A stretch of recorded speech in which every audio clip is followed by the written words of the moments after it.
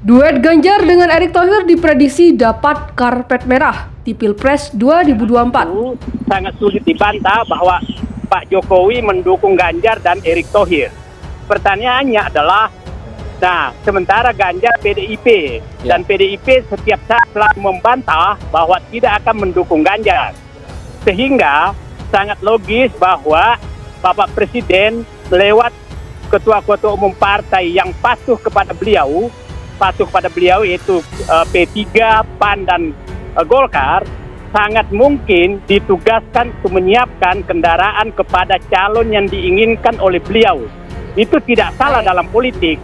Itu jadi saya pikir tidak bisa ada membantah bahwa Jokowi mendukung Ganjar dan Erick Thohir. Momentum kebersamaan katakanlah Jokowi, Erick Thohir dan Ganjar itu menjadi skema atau format yang menguntungkan bagi para pendukungnya, karena ada skenario ingin menduetkan Ganjar dengan Erick Thohir. Tapi kita tidak tahu apakah memang akan betul-betul terrealisasi atau tidak, karena kita tahu kalau seandainya duet itu terjadi maka tentu tidak akan mendapatkan restu dari PDIP persoalan dari Ganjar itu. Lalu juga kita tahu juga bahwa kalau restu PDIP tidak didapatkan, maka Ganjar dan Erick tidak punya partai politik.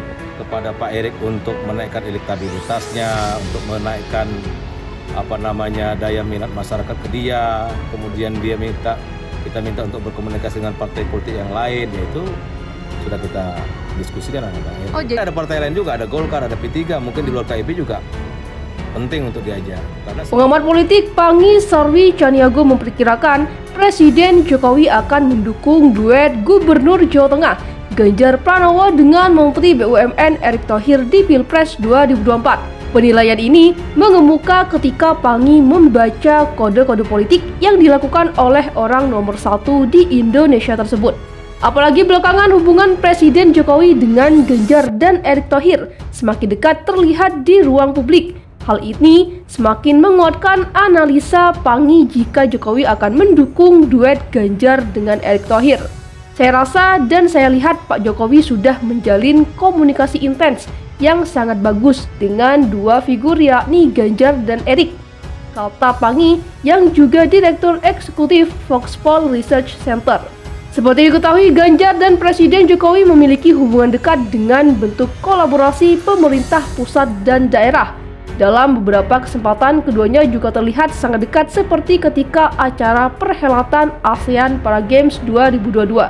Sedangkan Presiden Jokowi bersama Erick Thohir memiliki hubungan menteri kepercayaan dan terbaik dari mantan Gubernur DKI Jakarta tersebut.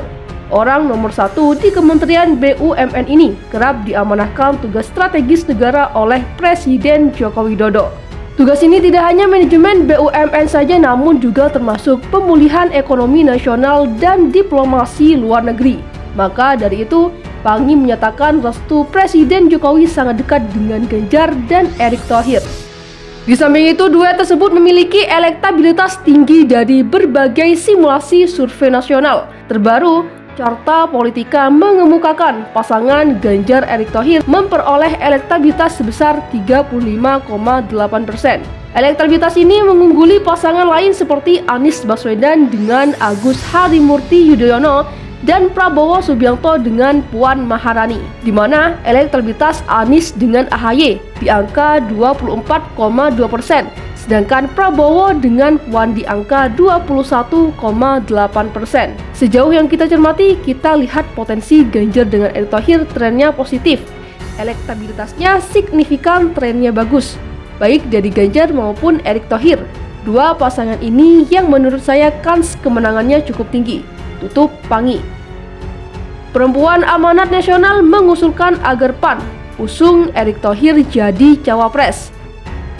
Perempuan Amanat Nasional atau PUAN mengusulkan Partai Amanat Nasional untuk mengusung Menteri Badan Usaha Milik Negara Erick Thohir sebagai calon wakil presiden di pemilu 2024. Berdasarkan siaran pers yang diterima di Jakarta, Pada Kamis, usulan tersebut disampaikan dalam pembukaan Rapat Kerja Nasional Puan di kantor DPP PAN Jakarta, Rabu 9 November malam. Atas usulan itu, Ketua Umum PAN Zulkifli Hasan atau yang akrab disapa Zulhas mengatakan siap menampung aspirasi dari Puan yang bersepakat mendukung Erik sebagai cawapres itu.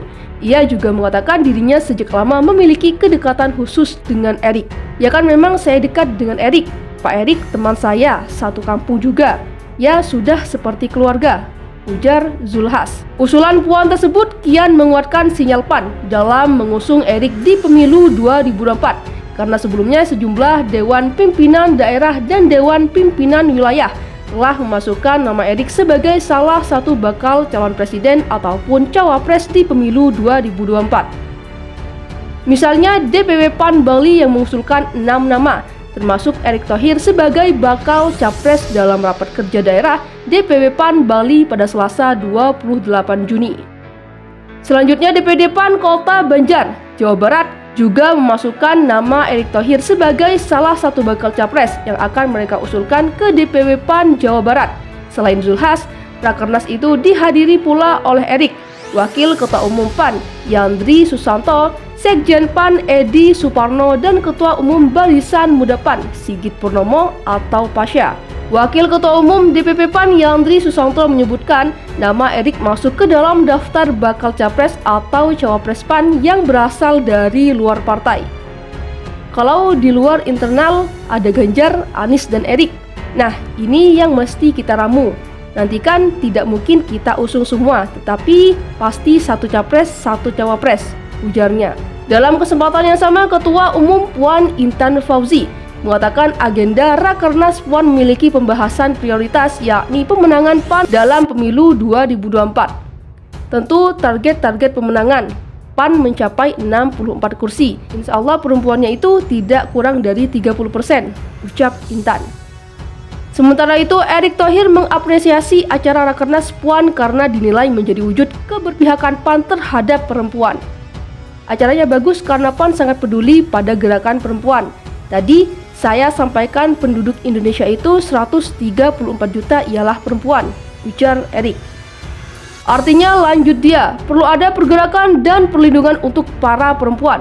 Dengan demikian, menurut Erik, PAN dapat menjadi partai terdepan yang melindungi perempuan dalam isu-isu mengenai kesehatan ibu dan anak, pendidikan, kesetaraan gender, serta kesempatan bekerja. Ini jadi potensi yang luar biasa, apalagi kalau kita lihat 51 juta perempuan adalah kaum produktif, yang mana 29% itu usahawati, 24% bergerak di pertanian, 21% bekerja produktif di usaha pabrik, dan lain-lain. Perlindungan mereka harus dilakukan dan tadi saya sampaikan kalau perjuangan PAN dengan Puannya saya siap mendampingi dan mengawal, ujar Erik.